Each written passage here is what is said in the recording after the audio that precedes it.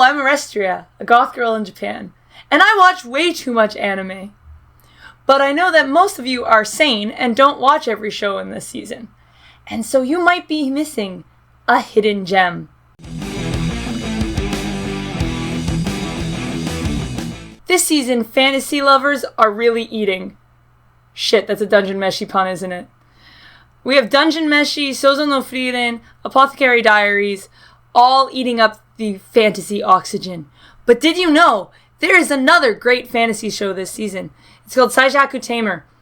The weakest tamer, digs in trash? This show is about a little girl. You would think that a show with one speaking character for the majority of the first few episodes might be boring, but it is not.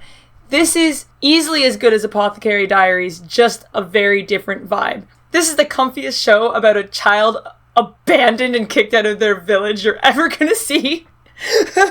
This is a fantasy world where everybody has a skill and they have between 1 and 3 stars of that skill. We're introduced to this concept by the opposite, so our main character has no stars, which actually makes her reviled by her village, and they kick her out and blame all sorts of nonsense on her. She ends up changing her identity, hiding as a boy to make sure people can't figure out that she's the girl who ran away from town, trying to find her way in life. Along the way, she makes some friends, who are mostly animals because her 0-star skill is a monster tamer. And let's not forget about the friend in her head. No, she's not crazy. This is actually an isekai, and her past life of a Japanese person is like another consciousness in her mind that can talk to her. It kind of helps explain how this child is surviving in the wilderness, because she does kind of have an adult brain also helping her along. It is funny, it is cute, there is good action, it's well animated, it's uplifting, and I almost cry when the ED comes on, and the only other show this season that does that to me is Souzou no Frieren.